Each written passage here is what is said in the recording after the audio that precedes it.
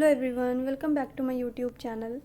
आज इस वीडियो में हम एएमयू का बी ऑनर्स का सेकंड पार्ट डिस्कस करने वाले हैं। ये हमारे पास बी ऑनर्स का क्वेश्चन पेपर है और यहाँ पे हम 2021 का पेपर डिस्कस कर रहे हैं और ये हमारा सेकंड पार्ट है।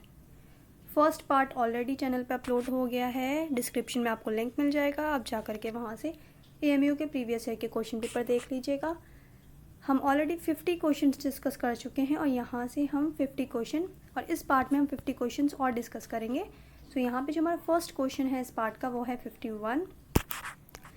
सो फर्स्ट क्वेश्चन क्या कह रहा है यहाँ पे, mohalla clinics are primary health centres इन।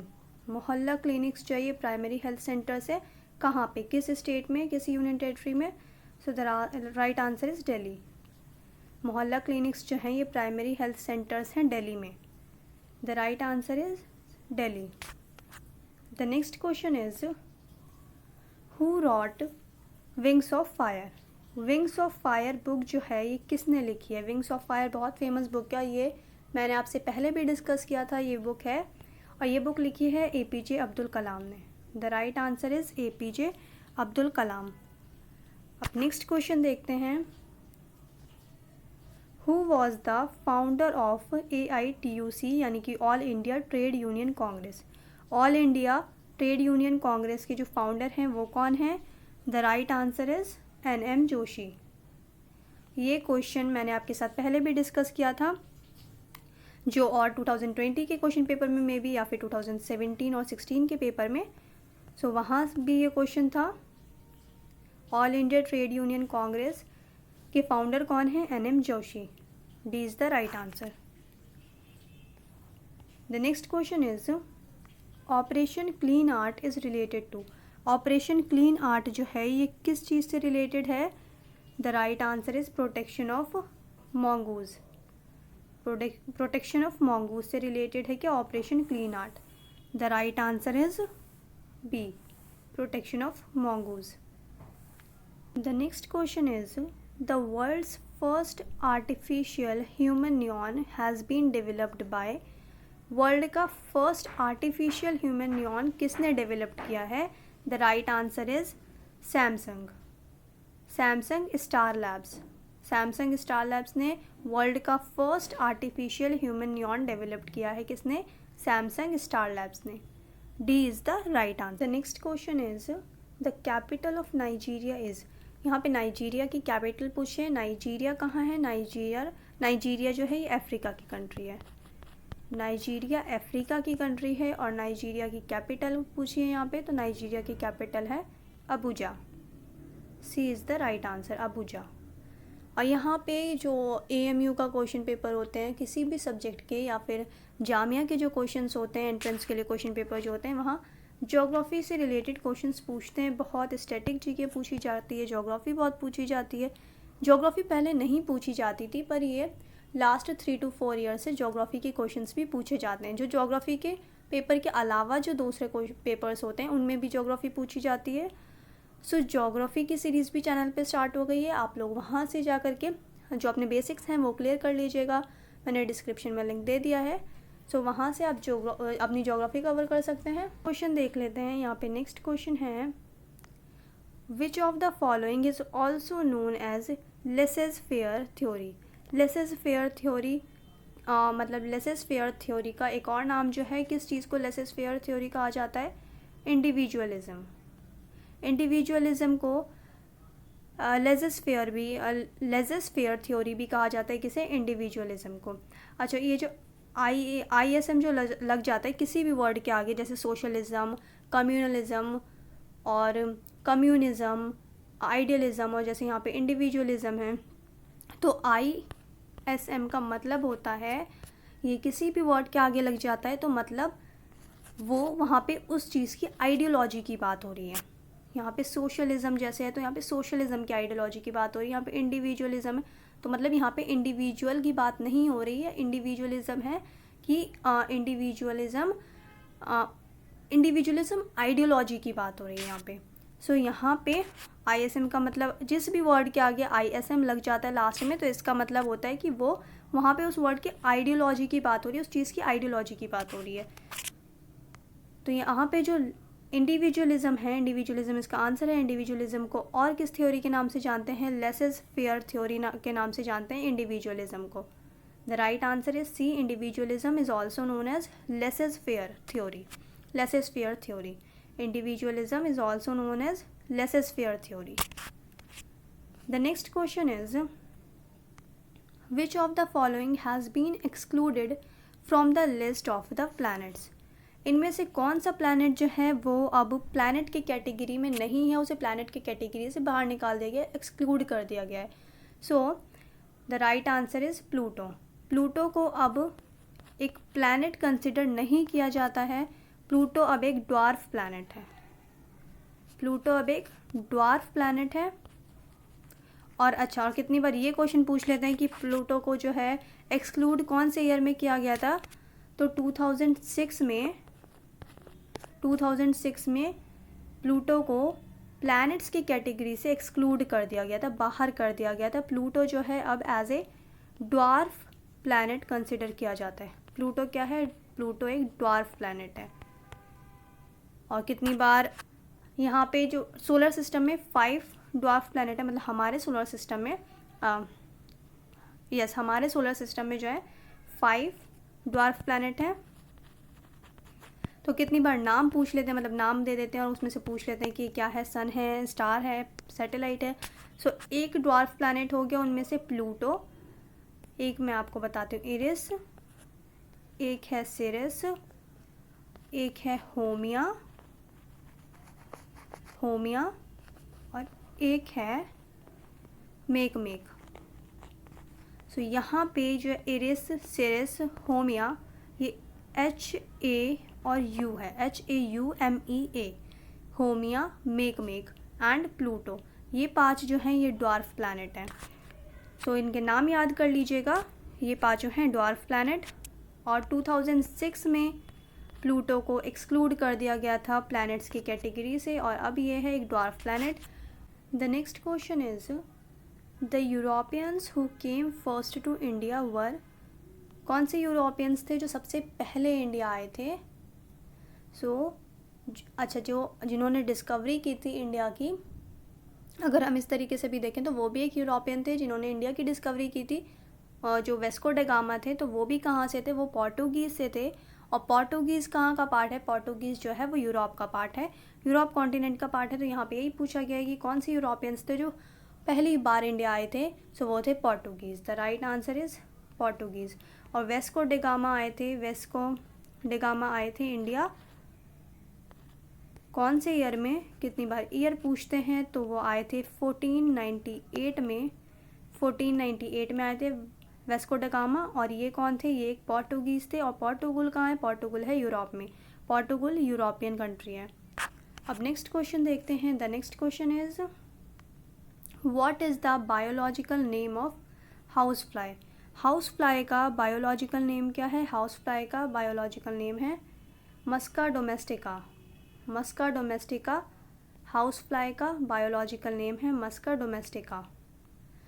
अच्छा, अगर आपको बायोलॉजिकल नेम पे फ्रूट्स के, फ्लावर्स के, अगर बायोलॉजिकल नेम पे कोई वीडियो चाहिए तो आप कमेंट में बता दीजिएगा। मैं इस टॉपिक पे भी एक वीडियो बना दूंगी, क्योंकि बायोलॉजिकल नेम्स पूछे जाते हैं जो हमने प्रीवियस ईयर के क्वेश्चन पेपर डिस्कस किए हैं उसमें भी पूछे गए थे। तो अगर आप लोगों को इस टॉपिक पे वीडियो चाहिए तो कमेंट में ज़रूर बताएं, मैं इस पर भी एक वीडियो बना दूंगी। अब नेक्स्ट क्वेश्चन देखते हैं। The next question is the culture of silk worms for production of raw silk is called? Culture of silk worm, जो सिल्क वॉर्म्स का प्रोडक्शन वगैरह करते हैं रॉ सिल्क के लिए, उस कल्चर को क्या कहते हैं? The right answer is sericulture. Sericulture is the right answer. The next question is Ashoka's inscriptions are in dash language? Ashoka की जो इंस्क्रिप्शंस मिले हैं वो मोस्टली किस लैंग्वेज में मिले हैं? वो प्रकृत लैंग्वेज में मिले हैं। प्रकृत लैंग्वेज में, प्रकृत एंड ब्राह्मी लैंग्वेज में मिले हैं। The right answer is Prakrit. The next question is Charak was a renowned? The right answer is physician. Charak जो हैं ये फिजिशियन थे। कनिष्क जो रूलर थे एंशिएंट इंडिया में, एंशिएंट इंडिया के फिजिशियन थे। कनिष्क रूलर के कोर्ट में, कनिष्क के कोर्ट में ये एक फिजिशियन थे, चरक। इन्होंने एक बुक भी लिखी है, चरक संहिता। चरक संहिता ये किस चीज़ की बुक है? ये है मेडिसिन की बुक। ये क्वेश्चन भी अक्सर पूछ लिया जाता है, ये किसकी बुक है? ये है मेडिसिन की बुक। तो इसका आंसर जो होगा वो होगा physician. The right answer is physician.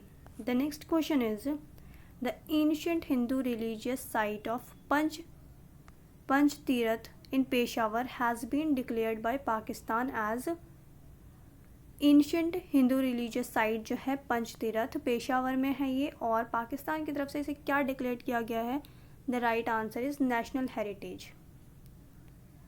ये पेशावर में है पंचतीर्थ, और ये रिलीजियस साइट है, एंशिएंट हिंदू रिलीजियस साइट है पाकिस्तान में, और इसे पाकिस्तान का नेशनल हेरिटेज डिक्लेयर किया गया है। The right answer is national heritage.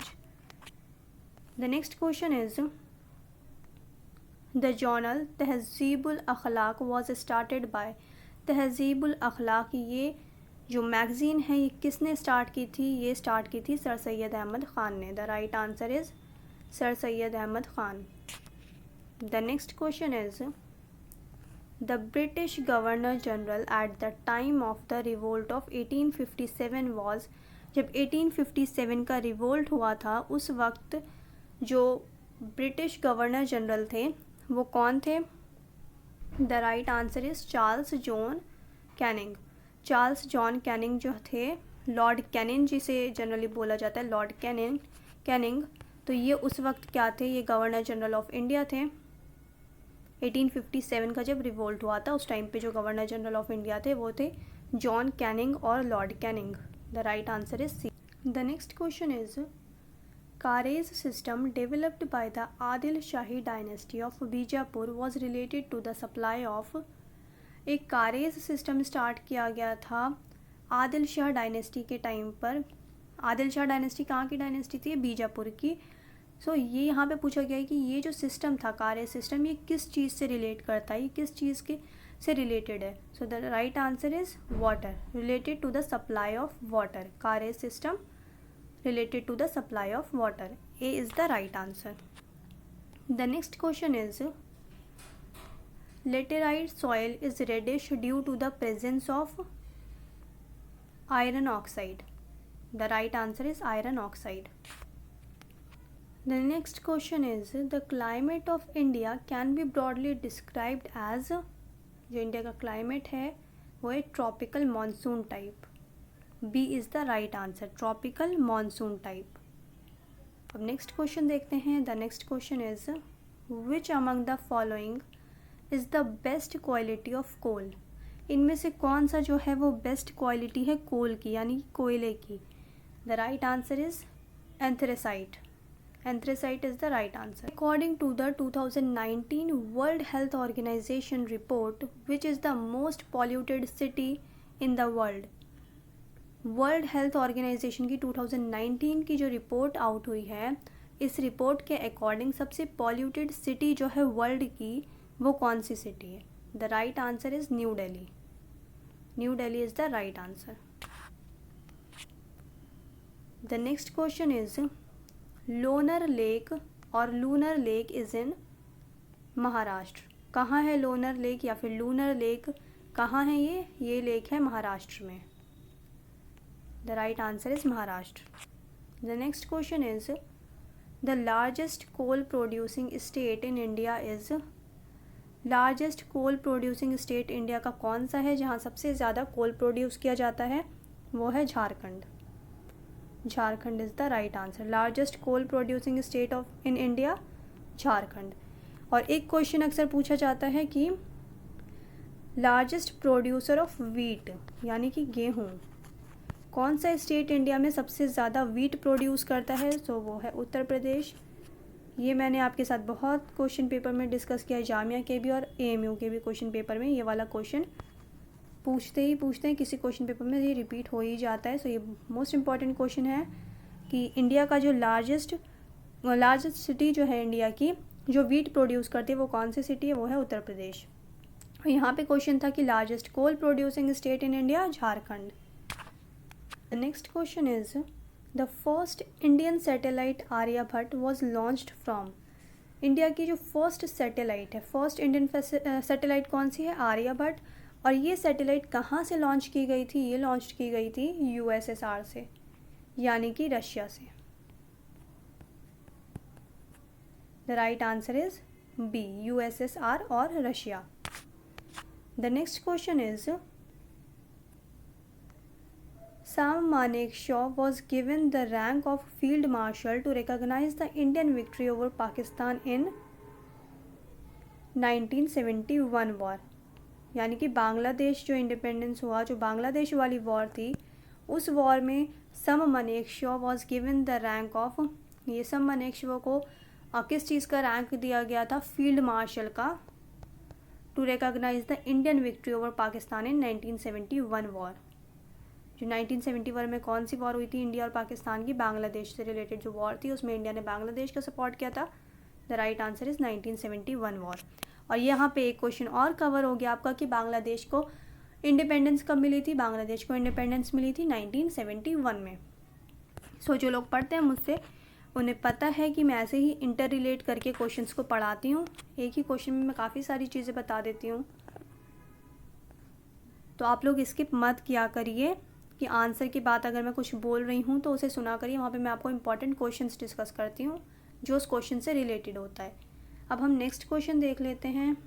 Rajiv Gandhi international stadium is associated with. Rajiv Gandhi international stadium is associated with cricket. ये कौन से स्टेडियम है? एक क्रिकेट स्टेडियम है, Rajiv Gandhi international stadium, associated with cricket. Indian trade is in Sikkim. Nathula pass, मतलब ये कौन सा पास है? ये पास जो ये कहाँ है? पास क्या होता है? जो माउंटेन्स होते हैं उनमें जो आने जाने का जो बीच में थोड़ा सा रास्ता होता है, उन्हें कहते हैं पास। तो वो कहाँ है? नाथुला पास कहाँ है? जो कि इंडिया और चाइना के जो ट्रेड में हेल्प करता है, जो रूट, जो रास्ता है जो हेल्प करता है इंडिया और चाइना के ट्रेड में, जो इजीली ट्रेड होता है इंडिया और चाइना के बीच में। सो ये नाथुला पास कहाँ है? नाथुला पास है सिक्किम में। A is the right answer. The next question is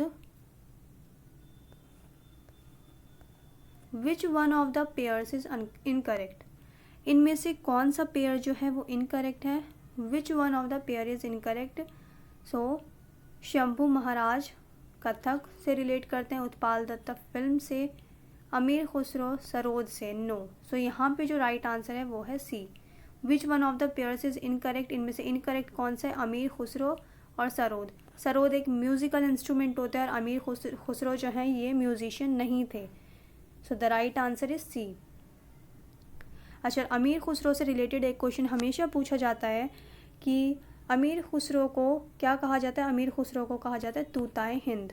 तोताए Hind या तूताए हिंद कह लीजिए, तो इन्हें तूताए हिंद कहा जाता है, या फिर पैरेट ऑफ इंडिया, या फिर आप कह लीजिए parrot of India.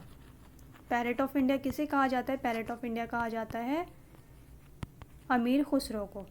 The right answer is अमीर खुसरो। इसमें से पूछा था कि इनमें से पेयर जो है वो किसका इनकरेक्ट है? वो है अमीर खुसरो और सरोद। सो ये जो है यहाँ पे राइट आंसर है। और अमीर खुसरो से जो एक इम्पॉर्टेंट क्वेश्चन पूछा जाता है वो मैंने आपको बता दिया। अमीर खुसरो का निकनेम है parrot of India. Parrot of India कहा जाता है अमीर खुसरो को, या फिर पैरेट ऑफ इंडिया नहीं दे करके तूताए हिंद दे देते हैं। सो तूताए हिंद किसे कहा जाता है या तोताए हिंद किसे कहा जाता है? अमीर खुसरो को। अब नेक्स्ट क्वेश्चन देखते हैं। The next question is the institution of panchayat raj received constitutional guarantee status and legitimacy by. The institution, जो पंचायती राज का इंस्टीट्यूशन है, उसे constitutional guarantee status and legitimacy कौन से कॉन्स्टिट्यूशनल अमेंडमेंट के बाद मिली थी? So the right answer is 73rd constitutional amendment act 1992। 73rd constitutional amendment act 1992। ये अच्छे से याद कर लीजिएगा, ये एक्ट अक्सर एग्जाम में पूछा जाता है। The right answer is 73rd constitutional amendment act 1992। Question is who was the chairman of fundamental rights सब कमिटी। फंडामेंटल राइट्स सब कमिटी जो है इसके चेयरमैन कौन है? सो इसके चेयरमैन हैं JB कृपलानी। JB कृपलानी जो है ये चेयरमैन है कहाँ के, फंडामेंटल राइट्स सब कमेटी के. The right answer is JB Kripalani. The next question is national voters day is celebrated on. National voters day किस दिन सेलिब्रेट किया जाता है? नेशनल वोटर्स डे सेलिब्रेट किया जाता है 25 जनवरी को. 25 जनवरी. The next question is which article of the Indian constitution deals with fundamental duty. यहाँ पे इंडियन नहीं है, मैंने पढ़ दिया. यहाँ पे जो कॉन्स्टिट्यूशन की बात हो रही है, जाहिर सी बात है हमारे कॉन्स्टिट्यूशन की बात हो रही है. So which article of the constitution deals with fundamental duty. Fundamental duty से कौन सा पार्ट, कौन सा आर्टिकल रिलेट करता है इंडियन कॉन्स्टिट्यूशन का, कौन से आर्टिकल में फंडामेंटल ड्यूटी की बात कही गई है? So the right answer is article 51A. The right answer is article 51A. The जजेस of the supreme court of India are appointed by. जो सुप्रीम कोर्ट के जो जज होते हैं, चीफ जस्टिस ऑफ इंडिया जो होते हैं, सुप्रीम कोर्ट के जजेस जो होते हैं बाकी, उन्हें कौन अपॉइंट करता है? उन्हें अपॉइंट करते हैं president. President of India. The right answer is president of India. The जजेस of the supreme court of India are appointed by president of India. The next question is which of the following has developed an Android app named Solar Calculator for computing the solar energy potential of any location. So किस मतलब कौन सी institution ने, कौन सी organisation ने Android app जो है वो developed किया है, जो solar calculator. Solar calculator Android app किस ऑर्गेनाइजेशन ने, किस इंस्टीट्यूशन ने डेवलप्ड किया है? The right answer is India. ISRO. The right answer is ISRO. The next question is what is stagflation. stagflation का मतलब क्या होता है? stagflation क्या होता है? stagflation मतलब inflation with depression. inflation with depression. The right answer is D. What is stagflation? stagflation मतलब होता है inflation with depression. The rate of inflation in India is measured in respect of. The right answer is consumer price index. Consumer price index. The rate of inflation in India is measured in respect of consumer price index. The right answer is A. The next question is the union government receives maximum revenue through. Union government जो है maximum revenue कहाँ से receive करती है? The right answer is excise duty. Excise duty मतलब जो सामान export होते हैं, इंपोर्ट होते हैं, उन पे जो टैक्सेस लगते हैं उसे कहते हैं एक्साइज ड्यूटी. तो वहाँ से जो सबसे ज़्यादा रेवेन्यू कलेक्ट करती है यूनियन गवर्नमेंट, रिसीव करती है, वो कहाँ से करती है? एक्साइज ड्यूटी से. B is the right answer. The next question is in the context of Indian economy open market operations refers to. Open market operation का क्या मतलब है इंडियन इकोनॉमी के कॉन्टेक्स्ट में? So the right answer is purchase and sale of government securities by the RBI. So जो open market operation का मतलब है इंडियन इकोनॉमी में क्या? Purchase and sale of government securities by the RBI. The right answer is C. Public interest litigation PIL may be linked with. PIL किससे linked होता है, किससे रिलेट होता है? The right answer is judicial activism. Judicial activism is the right answer. The next question is which famous Reuters photojournalist was recently killed in Afghanistan. एक Reuters photojournalist को अफ़गानिस्तान में मार दिया गया था रिसेंटली, मतलब उन कत्ल कर दिया गया था, मर्डर कर दिया गया था उनका. तो यहाँ पे उनका नाम पूछा है. So the right answer is Danish Siddiqui. Danish Siddiqui is the right answer. The next question is every time Deepa hits the target, she gets 1 rupee, and every time she misses the target, she has to pay 1 rupee. She is allowed to try 100 times and gets an amount of rupees 30. How many times did she hit the target? यहाँ पे ये है reasoning का question. Reasoning की already मैंने बहुत अच्छे से डिटेल में आपको रीजनिंग करवाई है और उसका लिंक आपको डिस्क्रिप्शन में मिल जाएगा. सो यहाँ पे मैं रीजनिंग डिस्कस नहीं करूँगी आपके साथ, मैं सिर्फ और सिर्फ आंसर्स बताऊँगी. बहुत इंटरेस्टिंग रीजनिंग है इस क्वेश्चन पेपर की, आप लोग सॉल्व करिएगा, बहुत इजीली सॉल्व हो जाएगी, बहुत इंटरेस्टिंग है. और रीजनिंग मेरा भी फेवरेट पार्ट है, तो मैंने अच्छे से उसे एक्सप्लेन भी किया है, बहुत अच्छे से समझाया है, तो आप लोग वहाँ से भी जाके रीजनिंग पढ़ सकते हैं। और पर यहाँ पे मैं आपको सिर्फ आंसर बताऊँगी, पर आप सॉल्व ज़रूर करिएगा, ये सारे इंटरेस्टिंग क्वेश्चन है बहुत। सो the right answer is 65. Replace the question mark with the correct alternative 8, 27 and 64. सो यहाँ पे रिप्लेस करना है, रिप्लेस द क्वेश्चन मार्क, मतलब ये जो क्वेश्चन मार्क है, क्वेश्चन मार्क को रिप्लेस करके बताना है कि यहाँ पे कौन सा नंबर आएगा नेक्स्ट। 8, 27 देन 64, उसके बाद कौन सा आएगा। तो यहाँ पे मैं आपको सिर्फ आंसर बता रही हूँ, ये सब मैंने ऑलरेडी कराया है अपनी रीजनिंग के पार्ट में। सो आप वहाँ से अच्छे से देख लीजिएगा, वहाँ मैंने पूरा डिटेल में स्टार्टिंग से बताया है, बेसिक से बताया है कि ये किस तरीके से सॉल्व किए जाते हैं, क्या क्या ट्रिक्स होती हैं। सो वो सब मैंने डिस्कस किया है। यहाँ पे मैं आपको सिर्फ और सिर्फ आंसर डिस्कस कर रही हूँ। इसका जो आंसर होगा वो होगा 125। अब नेक्स्ट क्वेश्चन देखते हैं। The next question is complete the series. यहाँ पे ये सीरीज़ दी हैं, इसको कंप्लीट करना है। सो यहाँ पे AZ, CX, FU, तो यहाँ पे पूछा है अब नेक्स्ट कौन सी सीरीज़ होगी।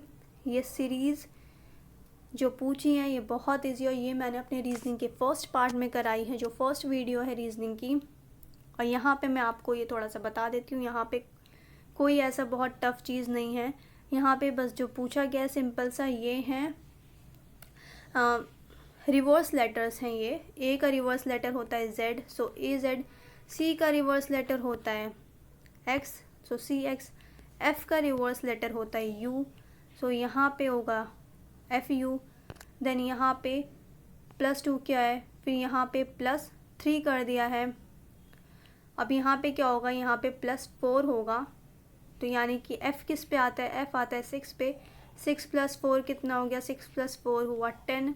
अब 10th नंबर पे कौन सा अल्फ़ाबेट आता है, 10th नंबर पे आता है J। सो J का जो होता है, J का रिवर्स लेटर होता है Q, so the right answer is JQ। ये जिन स्टूडेंट्स ने ये सीरीज़ देखी होगी मेरी रीजनिंग वाली, तो यहाँ पे जो भी मैंने सॉल्व किया अभी बहुत 2 मिनट में कर दिया। यहाँ पे मैंने आपको समझाया नहीं अच्छे से, तो मैं ऑलरेडी ये सब समझा चुकी हूँ, बहुत डिटेल में समझाया मैंने। और वहाँ पे मैंने आपको बहुत इजी ट्रिक्स बताई हैं ये सारी चीज़ें लर्न करने की। रिवर्स लेटर स्पेशली जो फर्स्ट पार्ट है, वो यहाँ से आपको पूरा जो अल्फ़ाबेट वाला जो पूरा कोडिंग डिकोडिंग होता है वो आपका पूरा क्लियर हो जाएगा। आप लोग जाके रीजनिंग की वीडियो ज़रूर देखिएगा और तीनों पार्ट्स देख लीजिएगा, बहुत अच्छे हैं, बहुत इंटरेस्टिंग क्वेश्चंस हैं उसमें। और फर्स्ट पार्ट ज़रूर देखिएगा क्योंकि उसमें बेसिक मैंने पूरा क्लियर करवाया है, बहुत अच्छे से क्लियर करवाया, और ट्रिक्स मैंने बताई हैं आपको रिवर्स लेटर लर्न करने की।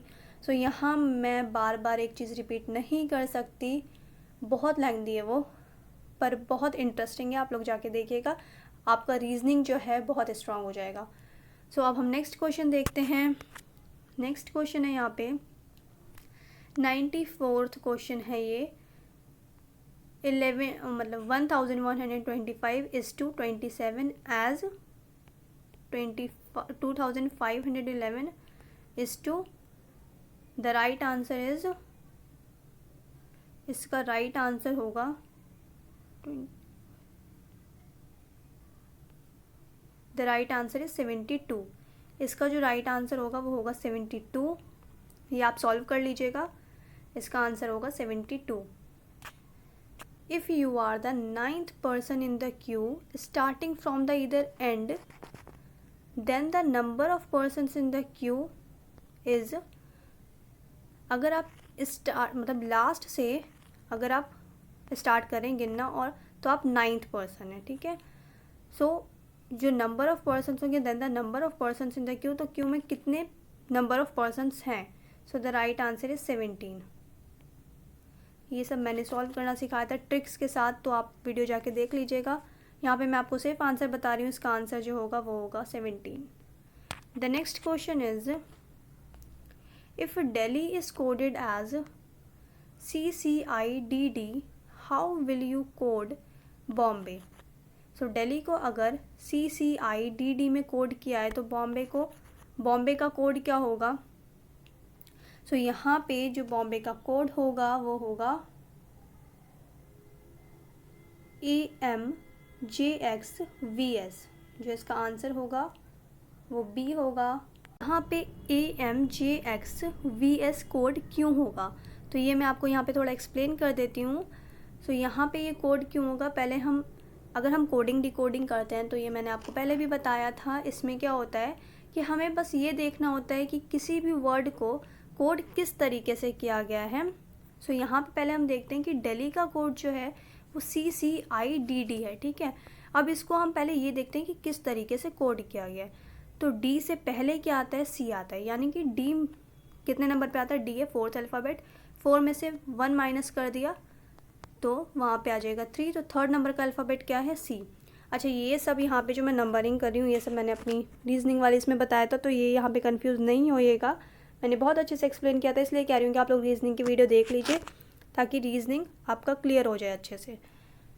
तो यहाँ पे मैं आपको बताती हूँ कि ये जो है किस तरीके से कोड किया गया, उसके बाद ये बस 30 सेकंड में सॉल्व हो जाएगा, बल्कि 30 सेकंड में ज़्यादा बोल रही हूँ, उससे पहले ही सॉल्व हो जाएगा। तो यहाँ पे बस हमें क्या देखना होता है कि किस तरीके से कोड किया है। तो यहाँ पे हम देखते हैं कि कोड किस तरीके से किया है।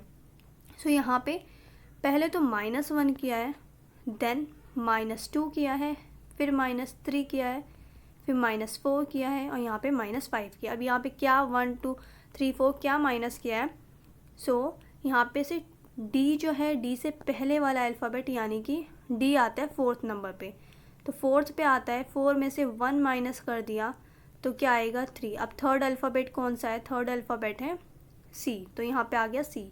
अब नेक्स्ट है E, और E का कोड भी क्या लिखा है, E का कोड भी लिखा है C, और E जो है ये है 5th अल्फ़ाबेट, 5th अल्फ़ाबेट है।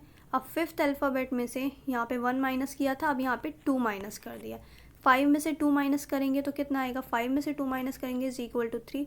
3rd नंबर का अल्फ़ाबेट कौन सा होता है, 3rd नंबर का अल्फ़ाबेट होता है C। अब इसी तरीके से यहाँ पे जो L है, यहाँ पे -2 किया, अब यहाँ पे क्या है, यहाँ पे -3 है। L जो है ये है 12 नंबर पे। अच्छा, ये जो नंबरिंग है ना अल्फ़ाबेट्स की, इसकी भी बहुत इजी ट्रिक मैंने शेयर की थी कि आपको एक ही बार में वीडियो में जो मैंने बताया था उसी टाइम आपको लर्न हो जाएगा, तो आप जाके वो वीडियो देख लीजिएगा। तो यहाँ पे आपको कंफ्यूज नहीं होना है बिल्कुल भी, इसीलिए कह रही हूँ कि वीडियो पहले देख लीजिएगा। यहाँ जो मैं सॉल्व करवा रही हूँ यहाँ कंफ्यूज नहीं होना है बिल्कुल। तो L जो है वो अल्फ़ाबेट है 12 नंबर पे आता है, L 12 नंबर पे आता है। अब यहाँ पे -1 किया, -2 किया, अब यहाँ पे क्या करना है, -3 कर रहे हैं। तो 12 में से -3 9, 9 पे अब कौन सा अल्फ़ाबेट 9 नंबर पे कौन सा अल्फ़ाबेट आता है, 9 नंबर पे आता है I। सो यहाँ पे L का कोड क्या लिख दिया है, I। अब यहाँ पे क्या है, नेक्स्ट H।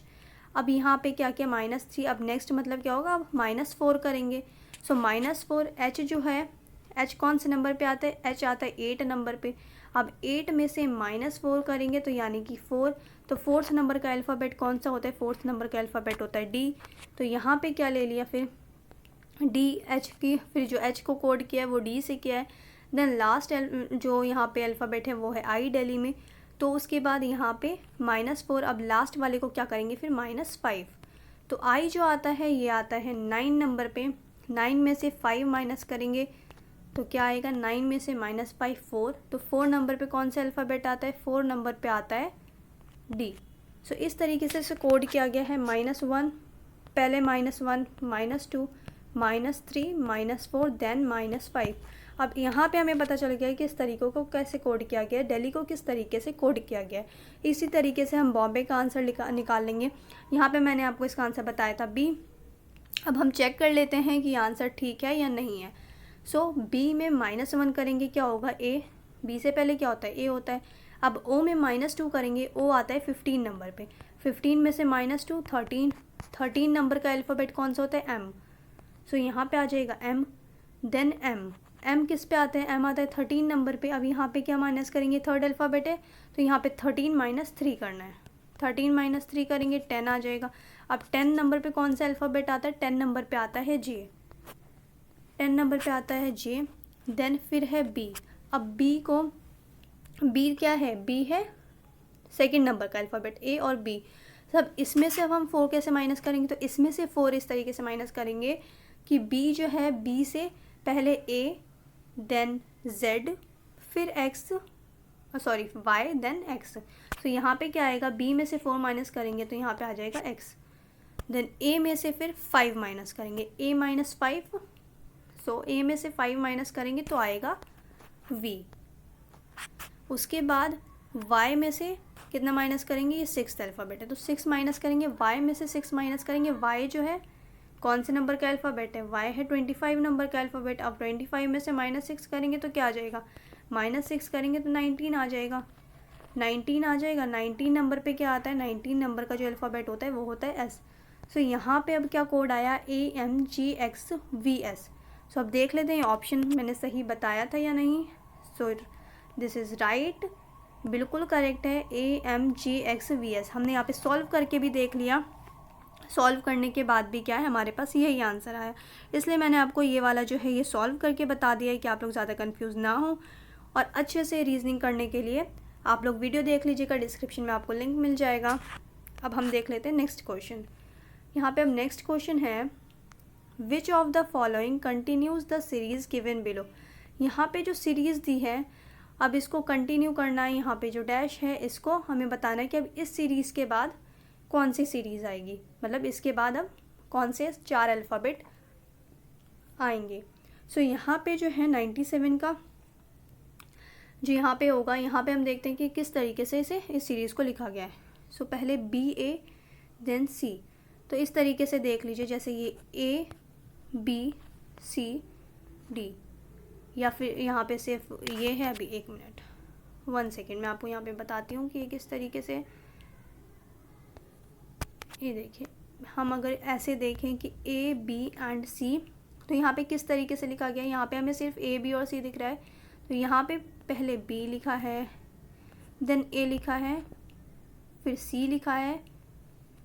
पहले क्या किया, पहले A और B को इस तरीके से पोजीशन चेंज कर दी, उसके बाद क्या किया, उसके बाद B एंड C की पोजीशन चेंज कर दी, B को लास्ट में कर दिया और C को एज इट इज़ रहने दिया। ठीक है, तो इस तरीके से कोडिंग की गई है। यहाँ पे क्या है, फिर C B और D, फिर इसको भी इसी तरीके से किया गया है, ये भी हम देख लेते हैं, C D B C और D। ठीक है, तो इस तरीके से देख लेते हैं। तो यहाँ पे पहले C करा है, देन ये किया, जैसे पहले वाले में किया था, यहाँ पे A B की पोजीशन चेंज कर दी थी, वैसे C एंड B की पोजीशन चेंज कर दी, पहले C कर दिया देन B, उसके बाद D एज इट इज़ रखा है, उसके बाद इसकी पोजीशन C को लास्ट में, तो C B D C। इसी तरीके से फिर नेक्स्ट है C D एंड E। सो पहले इसी तरीके से जैसे पहले किया, सेकंड में किया, अब इसको भी क्या करेंगे, इंटरचेंज कर दिया, D पहले कर दिया, फिर C then E as it is रखा, उसके बाद D को लास्ट में कर दिया, D C E D। अब यहाँ पे क्या करेंगे, यहाँ पे D E F, सो यहाँ पे E D F as it is and E। So यहाँ पे जो कोड होगा वो होगा EDFE। अब EDFE ये किस पे है, कौन सा ऑप्शन है ये, सो ये जो है ये ऑप्शन है A, EDFE। सो 97 का जो आंसर होगा वो क्या होगा, EDFE। आई होप ये आपको क्लियर हुआ होगा जो मैंने समझाया है। तो आप रीजनिंग की वीडियो ज़रूर देखें, क्योंकि यहाँ मैंने आपको अच्छे से नहीं बताया, यहाँ बस जल्दी जल्दी मैंने ये सॉल्व करवा दिया है। सो आप लोग रीजनिंग की देख लीजिएगा, वहाँ आपको सारी चीज़ें बिल्कुल क्लियर हो जाएंगी। सो अब हम नेक्स्ट क्वेश्चन देख लेते हैं। Rajesh moved 6 kilometre to east. Rajesh जो है उसने मूव किया, मतलब वो चला 6 किलोमीटर गया, वो कहाँ, ईस्ट में। ठीक है, इस साइड, यहाँ से उसने चलना स्टार्ट किया समझ लीजिए, तो ये ईस्ट में गया, यहाँ गया, वो कितना चला, 6 kilometre. Then he moved 10 kilometre after turning to his right. अब जब यहाँ पे वो 6 किलोमीटर चला, उसके बाद वो अपने राइट में कितना गया, वो 10 किलोमीटर। राइट में अब मतलब साउथ में, सो राइट में जब आया तो कितना चला वो, 10 kilometre. 10 kilometre then to his right, then he then moved 6 kilometre after turning to his right. उसके बाद जब वो साउथ में गया, मतलब जब वो अपने राइट हैंड साइड पे गया, वहाँ वो 10 किलोमीटर चला, उसके बाद वो फिर राइट में गया, फिर राइट में गया मतलब फिर यहाँ गया, ठीक है। तो यहाँ वो 15 किलोमीटर गया, देन 6 किलोमीटर, देन यहाँ पे गया, फिर देन राइट हैंड साइड पे गया, तो यहाँ भी क्या वो 6 किलोमीटर मूव किया उसने। उसके बाद फिर 6 किलोमीटर मूव करने के बाद वो अपने लेफ़्ट में गया, again he move 15 kilometre after turning to his left. उसके बाद वो अपने लेफ़्ट में गया, यानी कि यहाँ गया मतलब वो नीचे साउथ में ही गया, सो 15 kilometre. Now in what direction and how far is he from the starting point.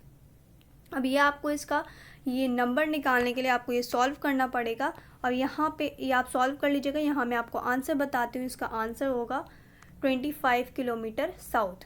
South मैंने आपको अभी बता दिया कि जिस तरीके से हो गया, फिर वो एंड में साउथ में गया, ठीक है। तो यहाँ भी हमने ये डिस्कस किया, और ये जो किलोमीटर्स हैं ये आप सॉल्व कर लीजिएगा।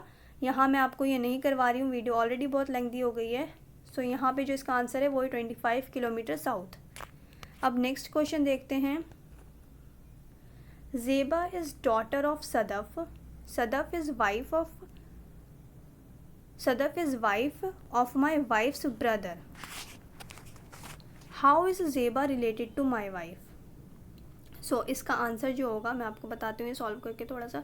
ज़ेबा किसकी डॉटर है? ज़ेबा है सदफ की डॉटर, सदफ की डॉटर है Zeba. Sadaf is wife of my wife's brother, यानी कि जो पर्सन बात कर रहा है उसका जो ब्रदर इन लॉ है उसकी वाइफ कौन है?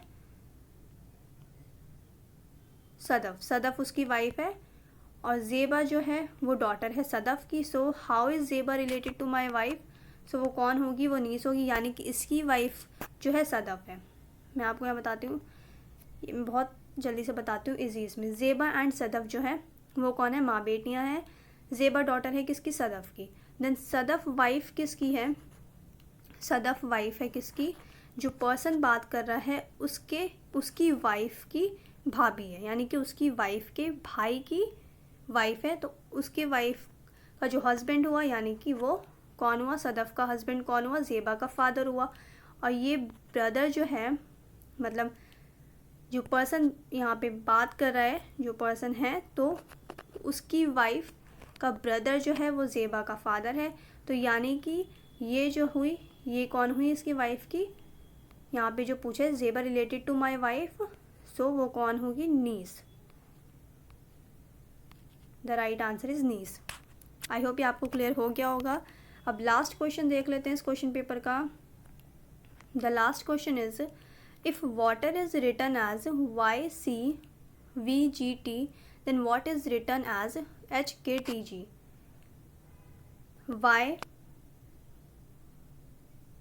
वाटर को कोड किया गया है YCVGT में, देन यहाँ पे कोड दिया गया है। अब यहाँ पे क्या बताना है? यहाँ पे बताना है कि इसका जो है आंसर क्या होगा, इसका वर्ड, ये किस वर्ड को कोड किया गया है HKTG में। तो इसका जो राइट आंसर होगा वो होगा फायर। और ये आप सॉल्व कर लीजिएगा। अभी मैंने इसी तरीके के 2 क्वेश्चंस आपके साथ सॉल्व किए हैं। सो यहाँ पे आप सॉल्व कर लीजिएगा। आई होप ये आपको क्लियर हो जाएगा, और अगर क्लियर नहीं हुआ तो रीजनिंग की वीडियो जाकर देख लीजिएगा, वहाँ सारी चीज़ें मैंने एक्सप्लेन की हैं। और वीडियो को लाइक कर दीजिए, चैनल को सब्सक्राइब कर दीजिए। कुछ पूछना है तो कमेंट में पूछ लीजिए, और अगर आपको आंसर नहीं मिलता है तो आप इंस्टाग्राम पे भी पूछ सकते हैं। इंस्टाग्राम पे मैसेज तभी करिएगा अगर आपको कमेंट में आंसर ना मिले, क्योंकि कितनी बार ऐसा हो रहा है कि आप लोग कमेंट कर रहे हैं और यहाँ मैं रिप्लाई नहीं दे पा रही हूँ, क्योंकि वो कमेंट डिलीट दिखा रहा है, वहाँ पे डिलीट शो हो रहा है, तो इस वजह से मैं रिप्लाई नहीं दे पा रही हूँ। ऐसा नहीं है कि मैं जान के अवॉइड कर रही हूँ, तो मैं ऐसा कभी नहीं करती कि अगर मैं बिज़ी नहीं होती हूँ तो मैं रिप्लाई ज़रूर करती हूँ। सो अगर आपको रिप्लाई नहीं मिल रहा है तो इसका मतलब यह है कि वहाँ पे कमेंट डिलीट शो हो रहा है। सो आप लोग फिर मुझे इंस्टाग्राम पे मैसेज कर सकते हैं अगर कुछ इंपॉर्टेंट पूछ रहे हैं आप और आपको रिप्लाई नहीं मिल रहा है, तो इसका मतलब यह है कि आपका कमेंट वहाँ से डिलीट दिखा रहा है, डिलीट शो हो रहा है। तो आप लोग मुझे इंस्टाग्राम पे भी मैसेज कर सकते हैं अगर आपको कमेंट में रिप्लाई ना मिले। सो वीडियो अच्छी लगे तो लाइक कर दीजिए, और आप लोग चैनल को सब्सक्राइब नहीं कर रहे हैं तो चैनल को सब्सक्राइब कर लीजिए, ताकि आगे की वीडियो आपको आगे की नोटिफिकेशन, आगे की वीडियो जब भी है तो आपको टाइम से मिल जाए। तो उसके लिए आपको बेल आइकन प्रेस करना पड़ेगा और सबसे पहली चीज़ आपको सब्सक्राइब करना होगा चैनल को। तो चैनल को सब्सक्राइब कर दीजिए, जल्दी से सब्सक्राइब बटन पर क्लिक कर दीजिए और बेल आइकन को ज़रूर प्रेस करें। और वीडियो आप लोग लाइक नहीं करते हैं, वीडियो को लाइक कर दीजिए। अब हम लोग मिलते हैं नेक्स्ट वीडियो में।